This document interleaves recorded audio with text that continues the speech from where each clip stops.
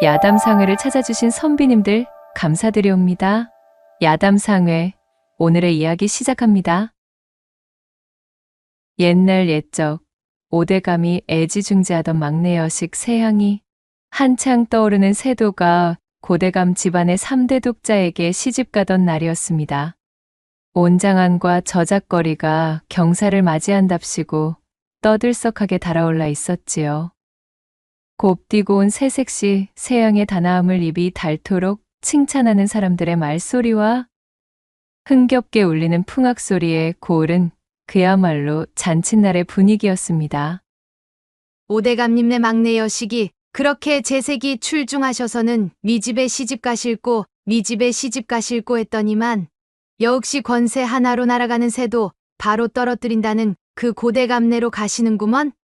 아무래도 짝을 이루려면 지금의 세도가 중에서도 이름 높은 집안이어야겠고, 그러하다면 고대감님 집안이 그야말로 안성맞춤 아니겠는가? 아무튼 경사네 경사여. 덕분에 우리도 잔치 음식 아주 실컷 배 터지게 먹어보겠구먼. 이토록 장안과 주변의 부러움 담긴 목소리가 서로의 입을 타고 대문을 넘어 세양의 귀에까지 도달하고 있었습니다.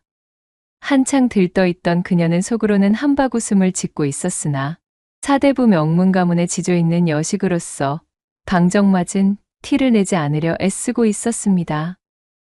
이렇듯 세상 천지 모두가 자신의 혼사로 웅성거리고 있는데 꽃 같은 처녀의 마음이 어찌 두근거리지 않을 수가 있었을까요? 아직 얼굴 한번 본 적 없는 신랑이었지만 들리는 풍문에 의하면 훤칠하고 시원스러운 이목구비에 목소리 또한 사내대장부로 손색 없는 절도가 있다고 하니 세양의 가슴 속 요동은 멈출 줄을 모르는 것이었지요. 거기에다 고대감이라 하면 지금의 조정 대신들을 쥐락펴락하는 권세가 중의 권세가였기에 명망 높은 가문의 안방마님 자리를 꿰차는 일은 실로 두근거리는 일이었습니다. 어머나, 아씨, 그야말로 얼굴에 웃음꽃이 만개하셨구먼요. 머릿속으로 자신에게 펼쳐질 꿈 같은 미래를 그려보던 세양이 한껏 달아오른 홍조를 뽐내며 생글거리고 있자 그 모습을 발견한 몸종 겹단이 배실배실 웃으며 말했습니다. 어머, 얘 무슨 소리니? 내가 언제 웃었다고 그러는 것이야. 얼굴 한번 보지 못한 신랑과 치를 쳐야가 걱정인데다가 그 이세 높은 집안에서 시집살이를 할 생각에 벌써부터 긴장되기 짝이 없는걸. 아씨, 참말로다가 그 집 말도 잘하십니다요. 제가 그간 아씨를 보필한 시간이 얼마인데요? 아씨 눈웃음만 봐도 지금 어떤 매미신지 지가 다 알아버린다니깐요. 제가 요 눈썰미로다가 아씨 시집에서도 참말로 잘 보필할 것이구만요. 하여튼 너는 못 말린다니깐. 그래, 말 한번 잘했다 겹다나. 당장 내가 시집을 가면 그 생경한 곳에서 의지할 사람은 오로지 너밖에 없으니까 너는 무조건 내 옆에 찰싹 달라붙어 있으렴.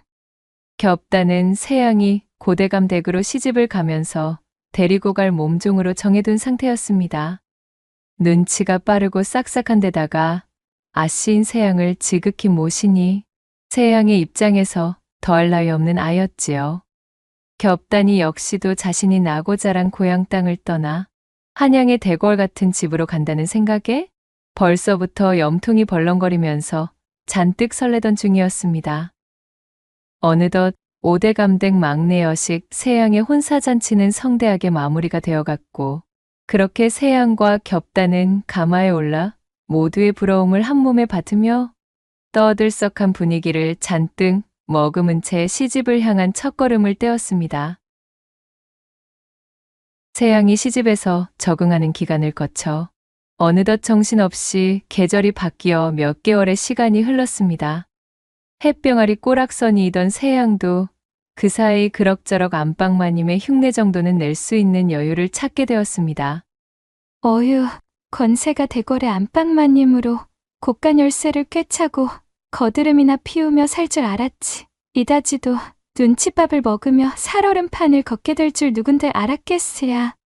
부귀영화로 가득 찬 미래를 그리며 이 대궐 같은 기와집 안에서 밤이나 낮이나 웃음 지을 일만 있을 줄 알았던 세양의 깊은 한숨이 새어나오고 있었지요. 아무것도 모르던 세양이 막상 시집을 와보고 보니 보이지 않는 근심과 걱정이 산더미처럼 쌓여 있다는 것을 알게 되었습니다. 바로 얼굴도 모르던 신랑이 사실은 혼인 전에 무려 6번이나 과거에 낙방했던 것입니다. 권세가로 이름도 높던 대감댁 3대 독자가 아니 그래 초시조차 통과하지 못하는 뜨내기 선비였을 줄 누가 알았을까요? 그럼에도 불구하고 고대감댁에서는 이 3대 독자에게 거는 기대가 남달랐기에 신랑은 집안에서 오냐오냐 어르고 달래는 대접만 받으며 자란 것이었습니다. 얼굴만 반반했지 도통추도적으로 뭔가를 해낼 수 있는 위인이 못 되었지요. 처음 신랑의 곱상한 외모를 보고 흠뻑 마음이 취했던 세양도 점점 제 신랑의 목미더운 꼴을 지켜보는 시간이 늘어나자 슬슬 정남이가 떨어지고 있던 차였습니다. 게다가 설상가상으로 혼인한 지 1년이 가까워지는 시간이 도래하자 또 하나의 걱정거리가 생기고 말았습니다. 시댁 식구 모두가 새 신부 배만을 뚫어지게 쳐다보며 그녀의 회임만을 눈 빠져라 기다리고 있었으나 세양에게는 회임기는 고사하고 아직 입덧조차 없으니 참으로 근심거리가 아닐 수 없었지요. 서방님, 오늘은 길일 중에 길일이라 이제 남은 시간이 별로 없사옵니다. 집안 어른들께서도 걱정이 많으신데 이제 그만 건너오셔서 후사를 도모하셔야지요.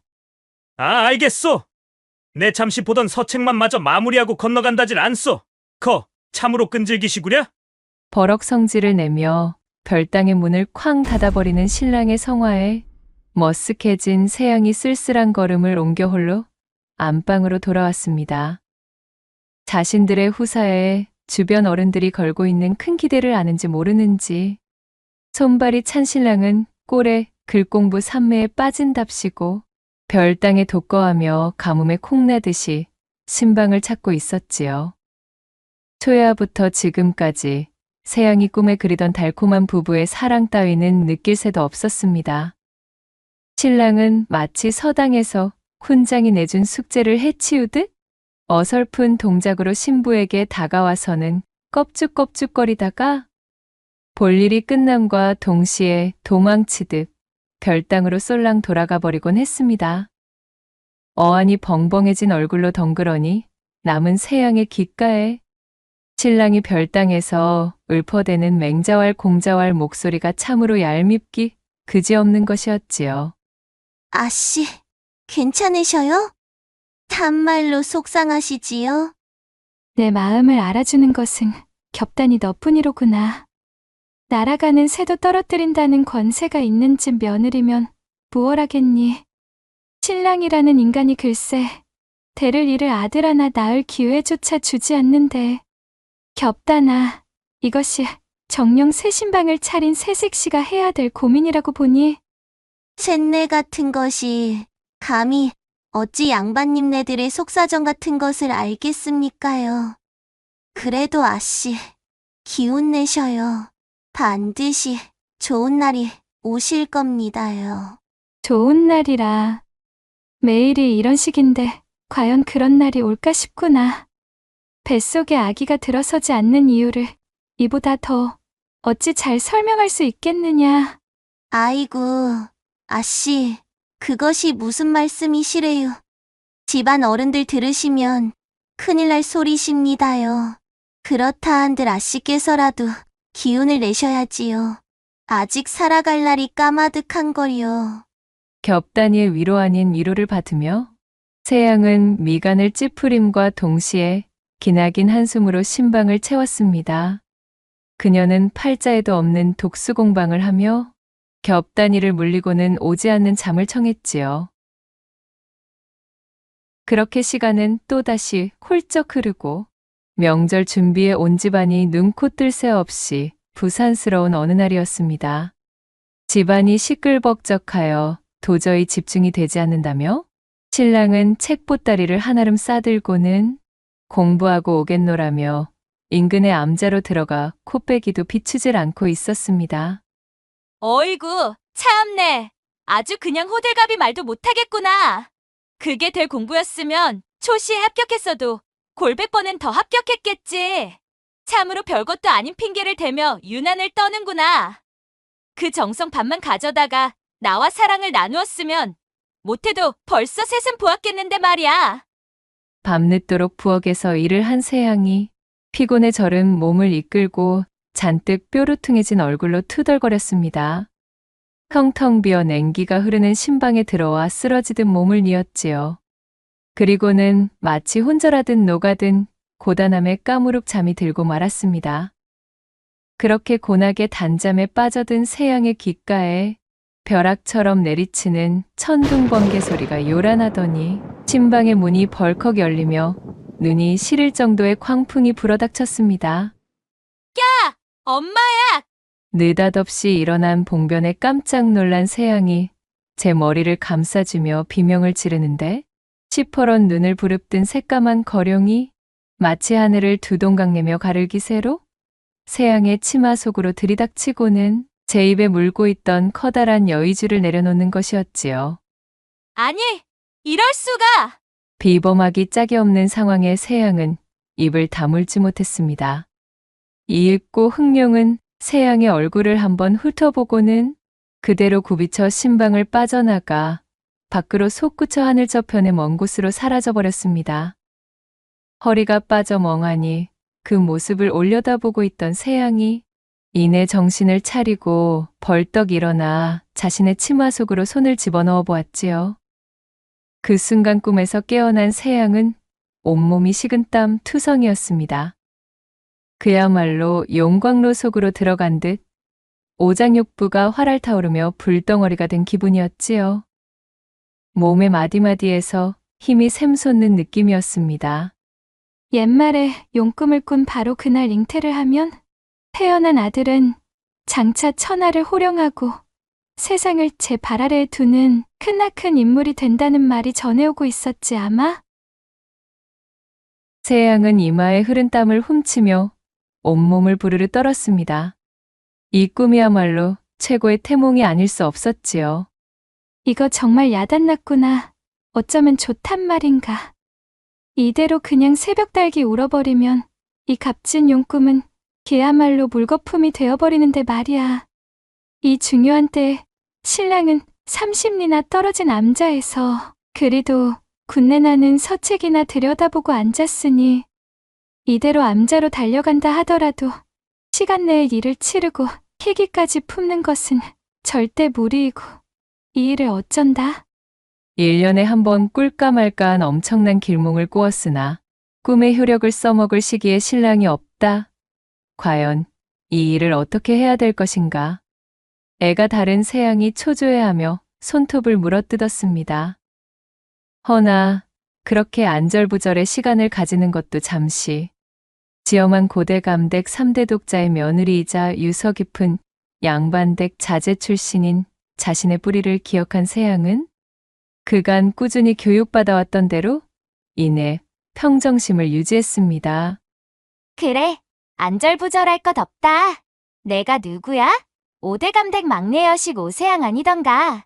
한때는 번뜩이는 기지로 오라버니들의 공궁함도 해결해주는 해결사 아니었던가. 아버님께서 이런 때일수록 냉철하고 곰곰이 생각을 거듭하면 반드시 좋은 수가 떠오르기 마련이라고 하셨지. 세양은 호흡을 가다듬고 눈을 감았습니다.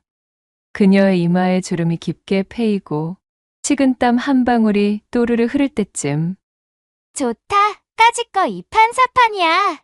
자금에 내가 찬밥 더운 밥 가리게 생겼느냐? 뇌리를 스치는 번뜩이는 생각 하나에 꽂혀버린 세양은 만물이 잠든 삼경의 시각, 장옷을 덮어쓴 채 신방을 나섰습니다. 식솔들과 하인들에게 들킬세라 살금살금 고양이 걸음으로 뒷채를 향해 걸었지요. 그곳에는 하인들이 거주하는 공간이 있었고 간 크게 움직인 세양의 목표는 젊은 총각 집사가 잠들어 있는 방이었습니다. 이댁에 기거하며 일하고 있는 총각 집사는 그저 단순한 집사가 아니었으니까요. 난데없는 인기척에 잠을 깬 집사는 화들짝 놀라며 눈을 떴습니다. 날쌔, 아무 말 말고 가만히 있게나. 안방마님. 아니 이런 시각에 얘까지 어찌. 목이 달아나고 싶은가? 내 말하지 않았는가? 그저 눈 감고 귀 닫고 아무 말하지 말고 가만히만 있으면 된다네. 제 딴엔 근엄한 목소리랍시고 한껏 낮게 깔며 중얼거린 세양이 집사의 어리둥절한 몸짓을 제지하며 말했지요. 이윽고 새 신부는 장옷을 벗어 던지고 젊은 집사의 품으로 돌진했습니다. 그렇게 한참 동안이나 살과 뼈가 타듯이 격렬한 세 차례의 뇌성병력이 지나간 이후 그때까지도 영문을 몰랐던 젊은 집사가 한숨 돌리고 있을 때 세양이 입을 열었습니다. 지금부터 내가 하는 말을 잘 듣게. 자네와 우리 아버님은 서로 막역하던 사이라고 알고 있네. 그리고 이 집의 시어른이신 고대감과도 절친하신 분이셨고 말이야.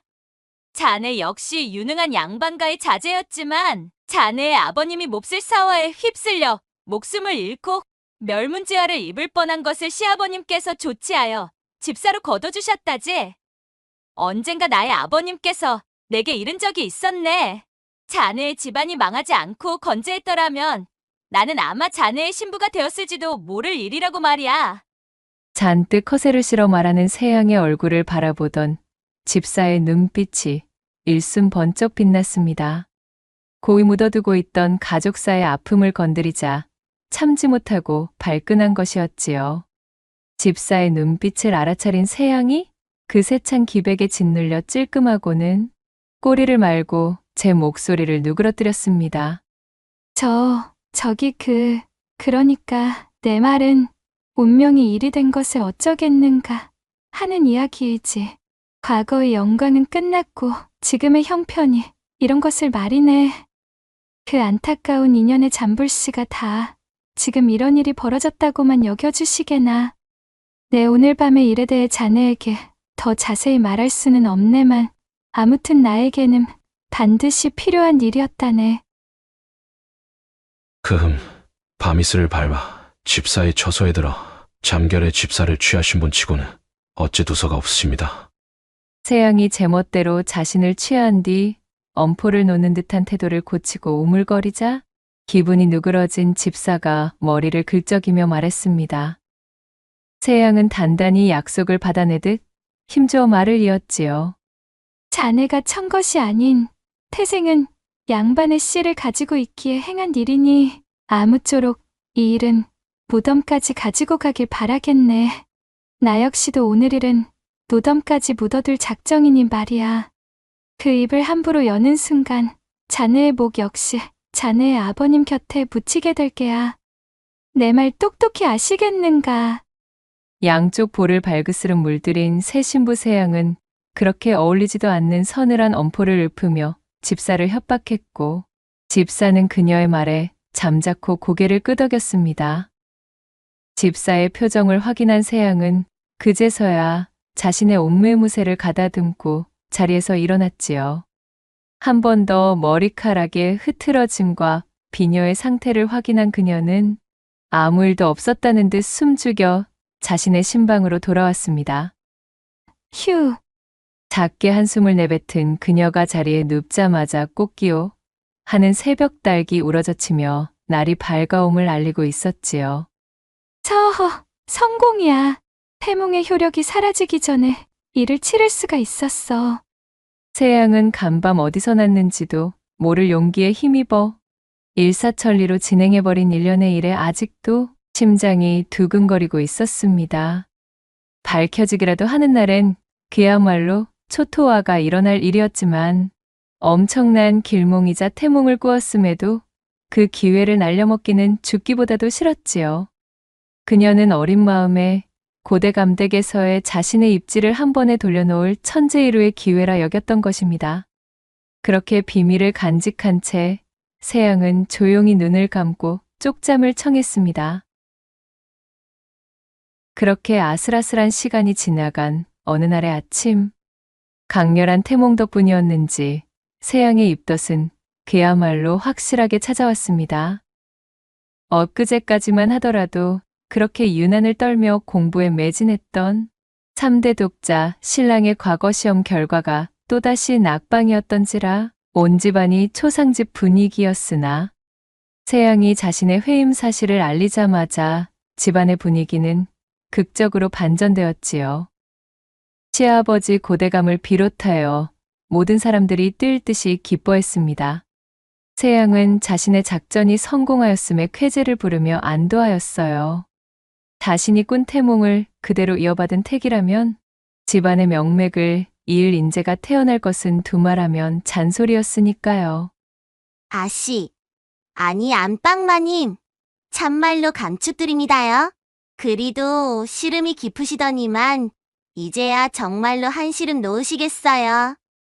겹단이 쪼르르 달려와 세양의 배를 어루만지며 마치 제 일처럼 기뻐했습니다. 고맙다, 겹단아. 정말 그간은 마음고생을 하면서 눈칫밥을 먹느라 체할 지경이었는데 내 말 맞다나? 이제야 정말로 한시름 놓았지 뭐냐? 세양은 짐짓 시침을 떼며 웃어 보였고 겹단은 진심으로 제 주인을 걱정하는 표정과 경사를 축하하는 표정이 섞인 얼굴이 되어 눈물을 글썽였지요. 그렇게 모두가 화기애애 웃고 떠들며 집안에 찾아온 경사를 축하하고 있을 때 머슴들과 함께 곳간에서 재고를 정리하고 나오던 총각집 사마는 이 떠들썩한 분위기에 합류할 수가 없었습니다. 그는 알고 있었지요. 지금 저 새색시 안방마님의 뱃속에 잉태한 후사의 씨앗이 바로 자신에게서 나왔다는 것을 말입니다. 그는 세양과 눈도 마주치지 못한 채 고개를 푹 숙이고는 행랑채로 들어가 버렸습니다. 멀찍이서 그 모습을 바라보고 있던 세양의 눈빛 역시도 스멀스멀 피어나는 초조함을 지울 수는 없었답니다. 그날 밤 근사한 태몽을 수포로 만들기는 싫어 해치우듯 감행한 일이었지만 어쩐 일인지 그 이후로도 자꾸만 총각집사에 대한 생각을 머릿속에서 지울 수가 없는 것이었습니다. 글 공부를 한답시고 핑계를 대며 깝죽거리던 신랑은 세양의 회임을 핑계로 더욱 그녀를 찾지 않게 되었고 예전이라면 자존심이라도 상했을 세양이었지만 이제는 그러거나 말았거나 신랑의 존재는 아예 보이지도 않게 되었던 것이지요. 잊을만 하면 떠오르는 집사의 얼굴, 그의 어깨, 따뜻했던 품, 이런 것들만이 그녀를 어지럽게 만들고 있었습니다. 이는 모두가 그날 밤 벌어진 일 이후 찾아온 변화였습니다. 정녕, 내가 실성하기라도 했다는 말이던가. 자신만만하게 집사에게 그리 말하며 엄포까지 놓고서는 어찌 내 쪽에서 이러한 감정을 느낀다는 말인 게야. 안 된다. 결단코 안 된다. 목숨이 2개라도 아니 될 일이다. 세양아. 그녀는 자신의 마음을 다잡으며 마치 채찍질을 하듯 제 머리를 쥐어박으며 중얼거렸습니다. 얼레? 어머머마님? 어찌 그러셔요? 갑자기 머리는 어인 연유로. 응? 아, 아무것도 아니다. 다 바람이 차구나? 어서 들어가자꾸나. 겹단이 의아한 눈으로 물어오자 세양은 식은땀을 뻘뻘 흘리며 몸을 돌려 안방으로 들어가 버렸습니다. 그리고 그날 밤 결국 이 꼬여버린 관계의 종말을 부르게 되는 일이 터지게 될 것이라고는 아무도 알지 못했답니다. 엉덩이에 뿔이 난 망아지가 껑충거리듯 그날 밤 세양은 도무지 잠을 이룰 수가 없었습니다. 이리 뒤척이고 저리 뒤척여도 머릿속은 온통 집사의 얼굴만이 떠오르고 있었지요. 초조함과 생경함을 동시에 느낀 세양은 어금니를 꽉 깨물며 이러면 아니 된다.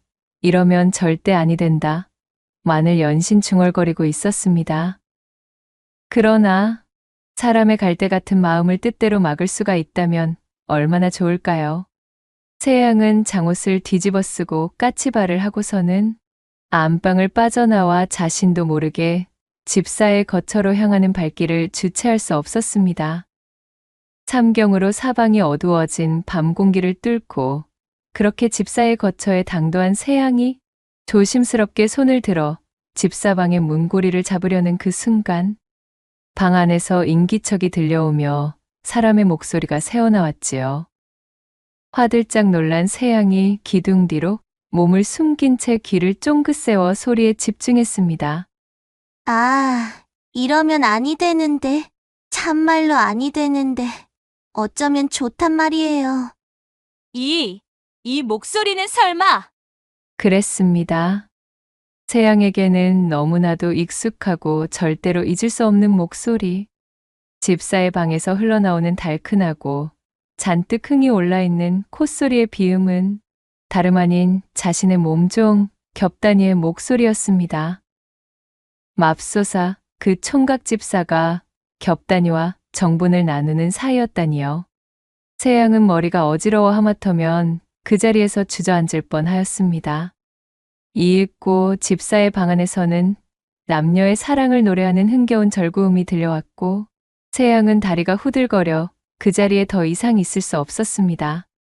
그녀는 황급히 잠옷을 추스려 안방으로 돌아왔지요. 이럴 수가! 세상에 어찌 이럴 수가! 자리에 누워 입술을 깨물며 곰곰 생각에 잠긴 새양은 근원을 알 수 없는 질투심에 사로잡혀 견딜 수가 없었습니다. 마치 총각 집사를 겹다니에게 빼앗기기라도 한 것 같은 괴이한 기분이 드는 것을 막을 수가 없었던 것이었어요. 자신과 집사는 아무런 관계도 아니며 하물며 정분을 나눈 사이라고 생각한 적은 단 한 번도 없었음에도 낭떠러지로 내몰리는 듯한 불쾌한 감정이 생기는 것이 참으로 이상했습니다. 그저 자신의 필요에 의해 한번 이용하고 말았던 사이였건을 장기말이나 다름없다 여기고 있던 집사가 이 시간에 자신이 아닌 다른 여자를 곁에 두고 있다고 생각하니 그녀의 마음 한구석이 찌르르하게 아파왔습니다. 그렇게나 아끼고 제 곁에 두며 고락을 함께 해온 겹다니가 여우짓으로 집사를 홀리게 만든 요물처럼 느껴졌지요. 새양은 자신의 감정이 정상이 아니라는 것을 잘 알고 있었습니다. 명망 높은 양반가의 여식인 자신이 가질 저급한 감정이 아니라는 것도 잘 알고 있었습니다. 하지만 자신도 모르게 꽃을 틔운 집사를 향한 연심이 질투로 갈갈이 찢겨 갈 곳을 잃은 분노로 변하는 것을 막기엔 새양은 너무나 어리고 세상 물정에 어두웠으며 또한 자신에 대한 자신감이 너무도 높았습니다. 고향 땅에서 재색을 겸비한 천하일색으로 칭송받던 자신이 겨우 제가 거느리던 몸종에게 밀렸다는 생각만이 그녀를 괴롭히자 그녀의 눈동자에서는 분노의 불꽃이 타들어가기 시작했지요. 대명절을 지내고 난 뒤 오래간만에 친정에 간 새양은 자신과 가장 가까이 지냈던 둘째 오빠 세평을 호출했습니다. 세평은 집안에서 내놓은 자식으로 그 행동거지가 망나니에 노름과 주색에 빠져 집안 망신을 앞장서서 시키고 있는 인물이었으나 희한하게도 새양에게만은 모든 것을 아낌없이 내어주고 어여삐 여기며 아껴주었던 터라 그녀에겐 더할 나위 없는 믿음직한 오빠였습니다. 안 그래도 세평이 저작거리 노름터에 쌓아놓은 도박빚이 상당하다는 말을 전해 들었던 새양은 오빠에게 시댁에서 가져온 묵직한 폐물 보따리를 전해주었습니다. 그리고는 화색이 되어 싱글벙글이 된 세평에게 넌지시 이야기하였지요. 폐물을 넘기는 대가로 방법은 상관없으니 사람을 시켜 감쪽같이 시댁의 총각 집사를 처리해달라고 말입니다. 요것 봐라?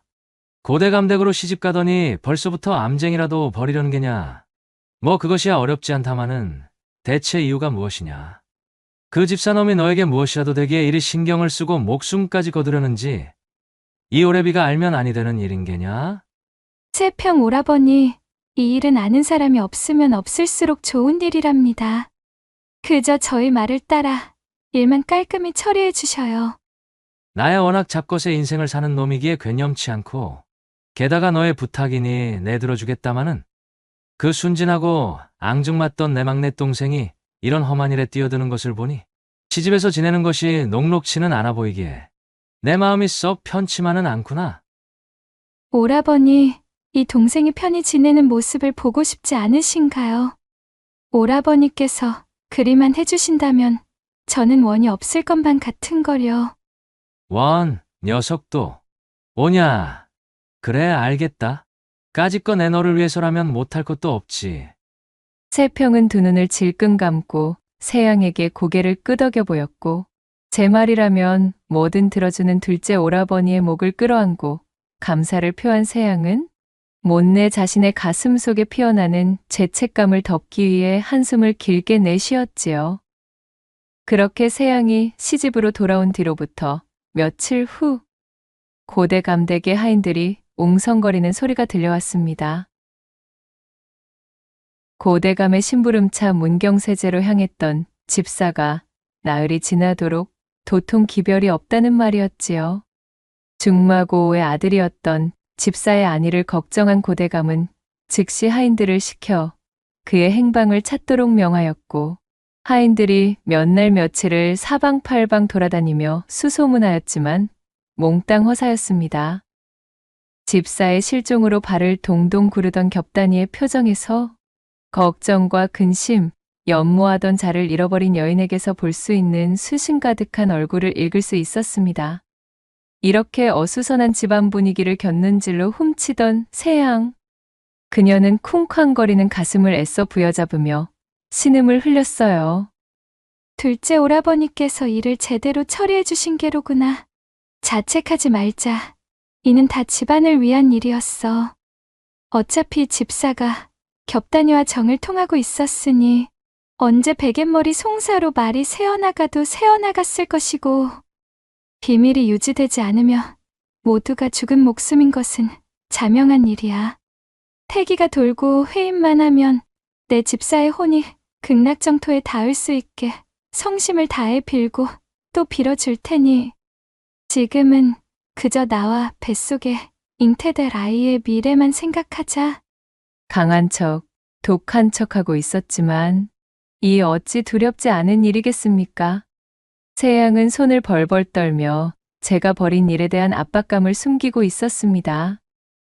그렇게 사라져버린 집사에 대한 사건은 미궁 속으로 빠진 채 시간은 또다시 흐르게 되었고, 집사에 대한 깊은 연심으로 날마다 그의 무사기환을 빌던 겹단이는 그만 상사병과 열병을 동시에 앓으며 몸져 누운 지 열흘 만에 안타깝게도 손 쓸 틈도 없이 눈을 감고 말았습니다.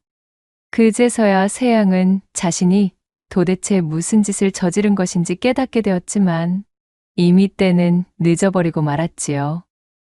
잠깐의 질투심에 눈이 멀어 돌이킬 수 없는 강을 건너버린 세양은 겹단이의 부재에 사흘 밤낮을 눈물로 지새우며 슬퍼했습니다. 어려서부터 자신을 보필하던 충직한 겹단이가 너무도 그리웠지요. 시간은 어수선한 일들을 하나씩 하나씩 천천히 정리해 주었습니다.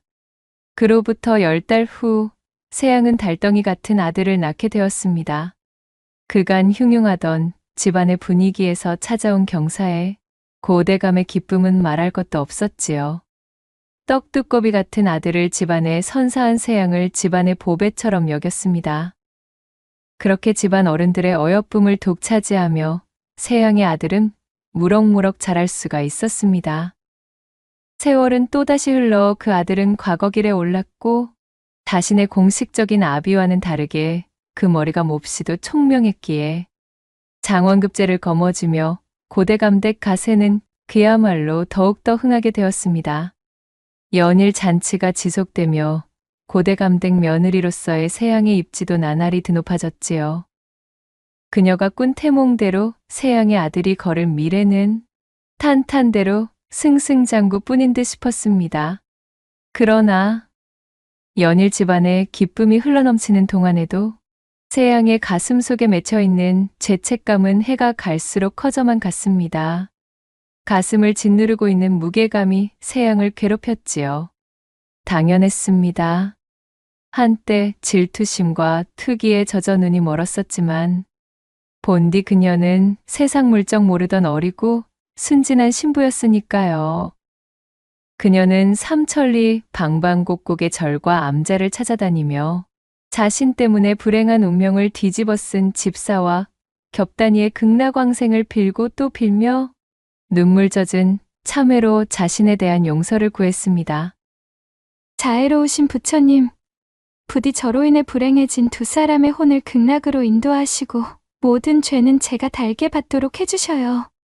참으로 잘못하였습니다. 모든 것이 저희 불찰입니다.